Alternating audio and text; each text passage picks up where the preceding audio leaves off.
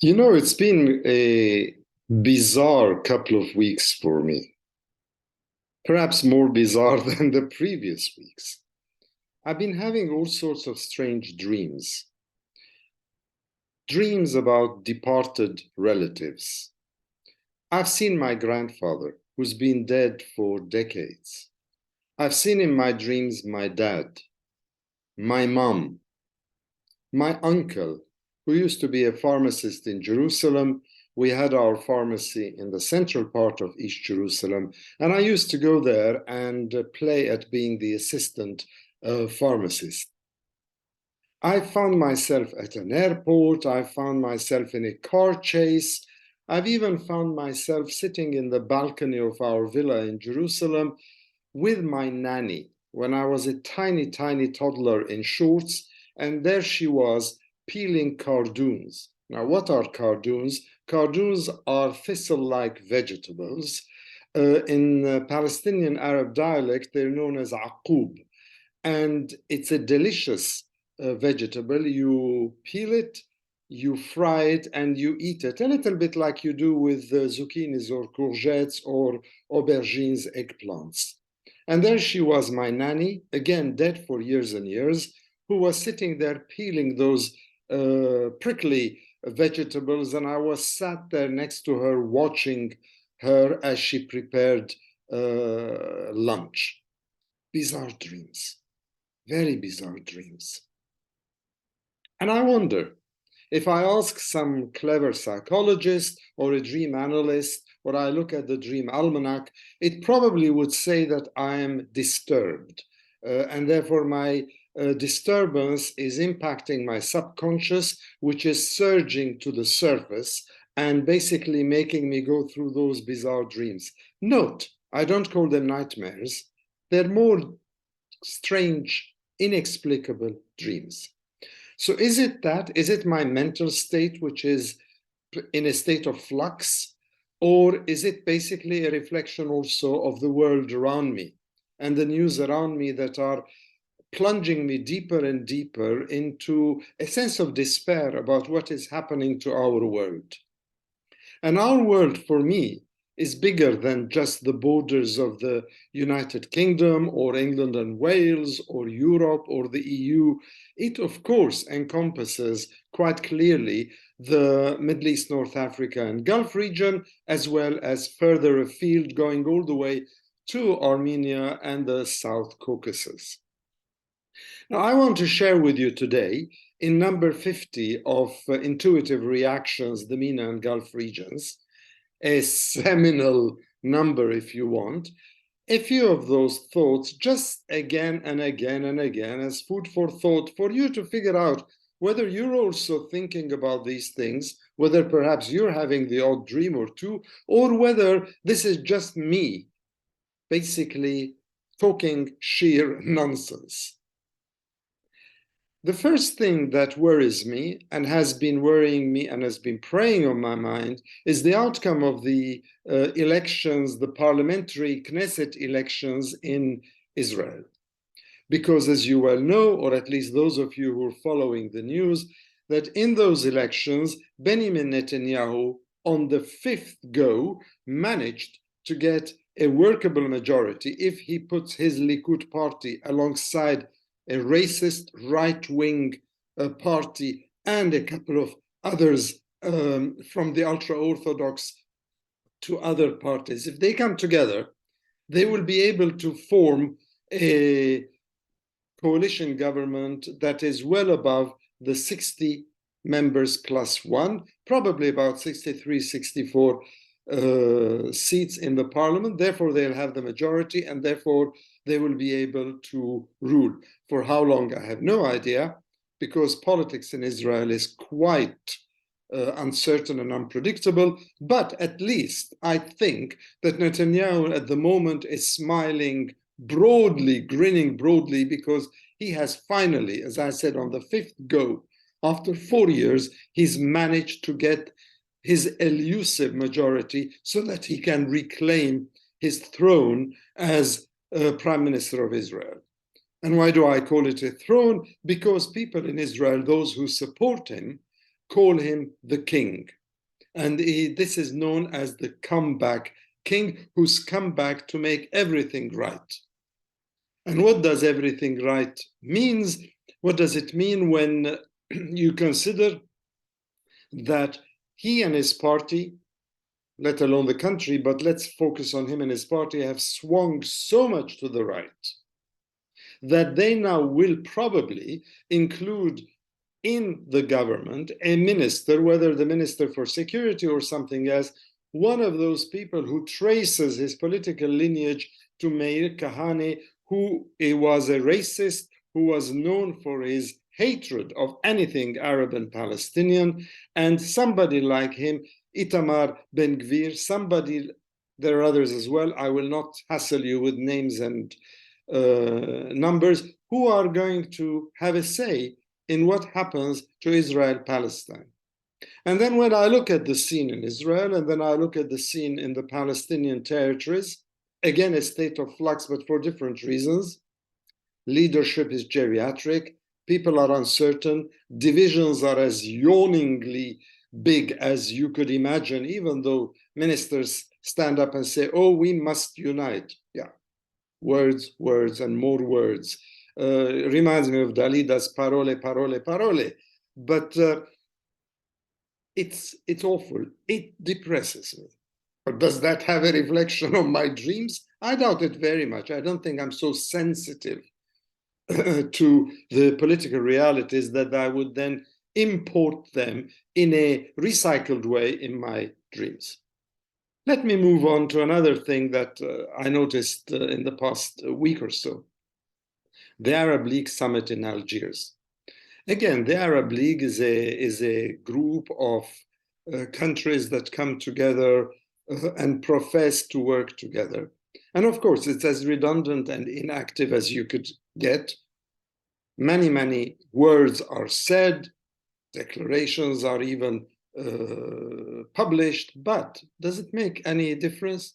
Do the Arab countries, do the Arab-speaking countries have really any hope of mending fences with each other? I mean, look at the latest one in Algiers. Algiers has a brilliant history when we talk about anti-colonialism. It's a petrol-producing country. The West has once again awakened to Algeria, and now they're trying to court it because they need its oil and gas. But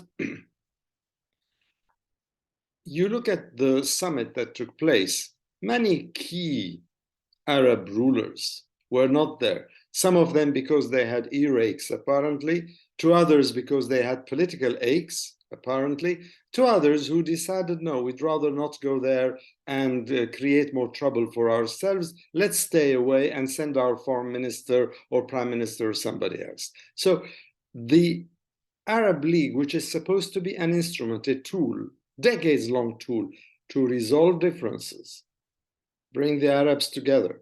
They had a big breakdown of communication, as it were, as whether Syria should come back into the fold and assist in this summit or not. Eventually, Syria and Algeria, as the country concerned and the host, decided, let's not go there. That was just one example of the many examples where some people would call it compromise. I would call it inaction.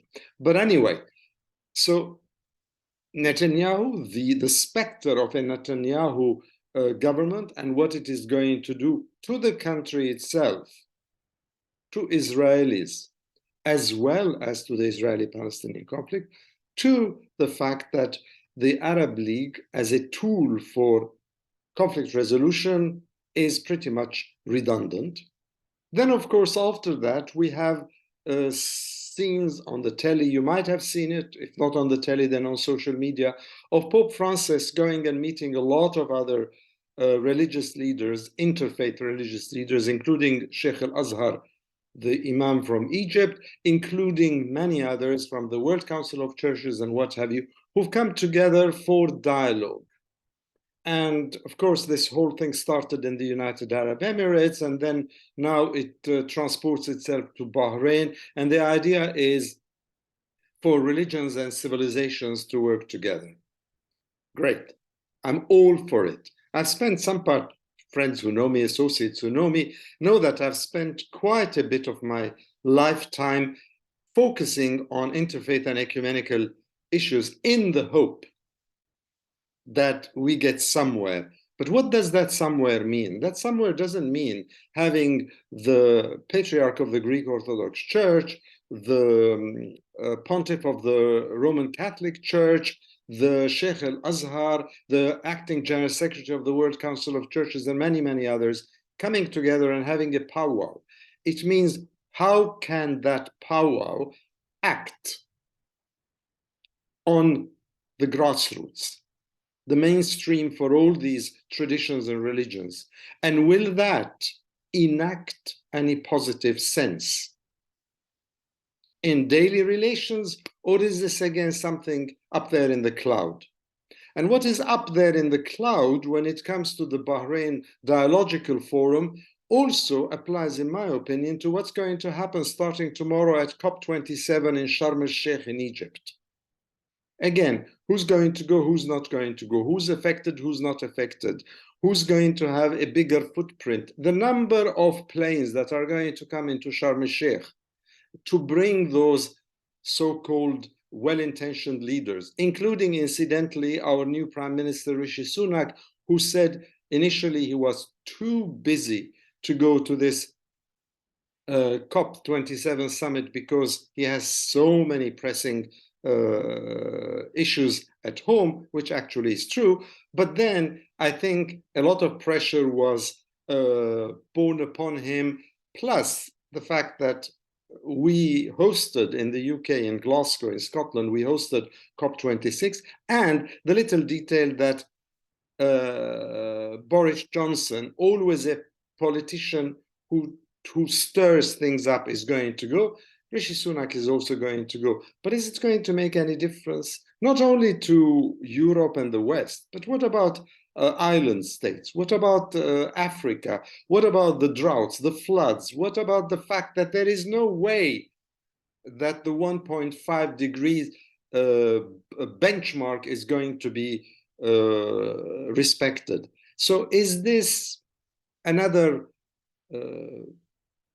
I don't know, political theater, or is something going to come out of it? Is it being held in Egypt because Egypt is an authoritarian country and its president can do things? I doubt it. But Egypt in itself is an economic meltdown or a mess at the moment.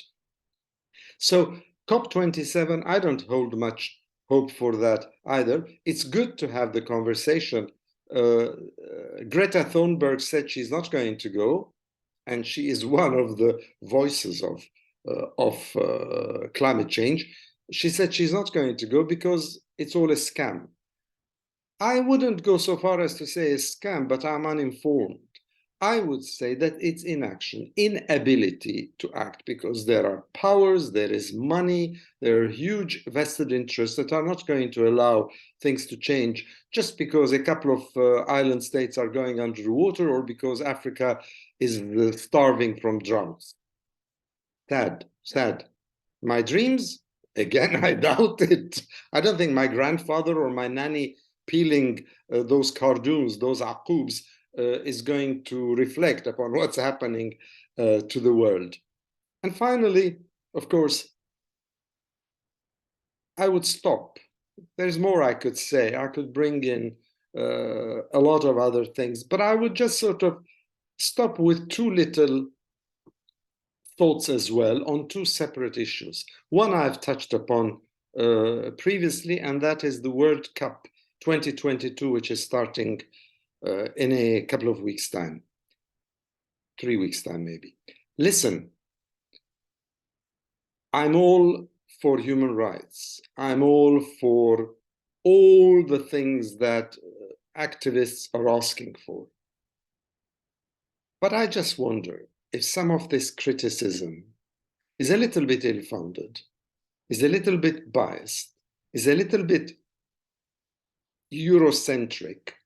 I've seen statements from Australia, from France, from the UK, from other countries.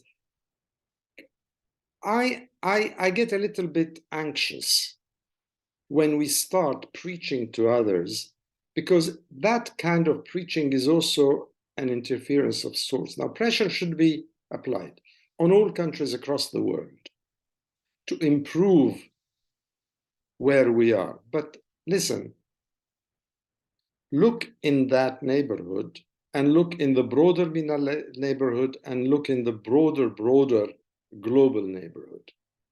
There is so much that is wrong with our world.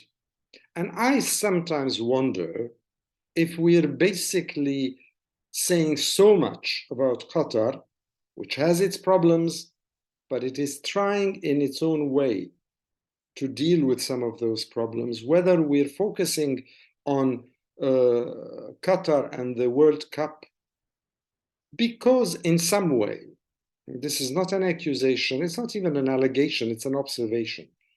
In some way, it's the first time an Arab country, a Muslim Arab country, and not a secular Muslim Arab country, but one that takes its Islam seriously. If you go to Doha now, you go to one of the nice neighborhoods in the Pearl, or you go to some of the commercial centers in Doha, you see on the walls posters in Arabic, translated to English, pasted on the posters, which basically reflect some Quranic sayings, some hadiths from the Prophet Muhammad, some aphorisms in Arabic, which show the real significance of Islam and the Muslim faith. They are trying in their own way to do what they can. But I'm just wondering whether all this put together is also some sort of, I don't know, I don't want to call it racist effervescence, but whether it is making us in the West think, how dare they dethrone us and grab all this attention? Just a thought. This is a very unrefined, ill-defined thought, for the simple reason that I can't really go into a conversation with you on this now in the few minutes that I've got on YouTube today. And the other thing, which I haven't really spoken about, is that I'm not a digital person. I'm not a media person in the progressive sense of the word. I'm not dabbling in this social media platform or that social media platform. I've always been very happy to have only two platforms, YouTube and Twitter. And with the Elon Musk acquisition of Twitter, I'm concerned about what this is going to do to the future of Twitter. Me, I'm an insignificant peon, hardly meriting a dot in the larger scheme of what Twitter is. I'm thinking of its impact as it unmuzzles so many people who really throw vitriol and bile, more than it already exists now, in social discourse. I hope I'm wrong. I hope that we have enough laws and regulations to limit this expansion of anarchy. But let me hope so. And I'll stop here. I'm not going to go any further. Just a little weekend set of thoughts for you to mull over. And my hope, really my hope, is that my dreams from my nanny to my aunt, to my uncle, to my mother, to my father, to my grandparents, all these people who are suddenly coming into my subconscious, and I'm dreaming of them at night, and I'm wondering what's happening. Is somebody sending me a message, or am I supposed to do something about it, or am I going a little bit crazy? What is it? Am I so disturbed that I keep having those dreams? You can see it's exercising a lot of effect on me. That those dreams will not turn into nightmares. Strange dreams I can cope with. Nightmares in something else. But if you take those few points I mentioned, election of Netanyahu, to the Arab League Summit, to COP27, to the World Cup, to Twitter, etc., don't skim on the surface. Ask yourself a few hard questions. Sometimes it's useful to ask oneself hard questions. That self-examination is almost Socratic. Take care and have a nice weekend.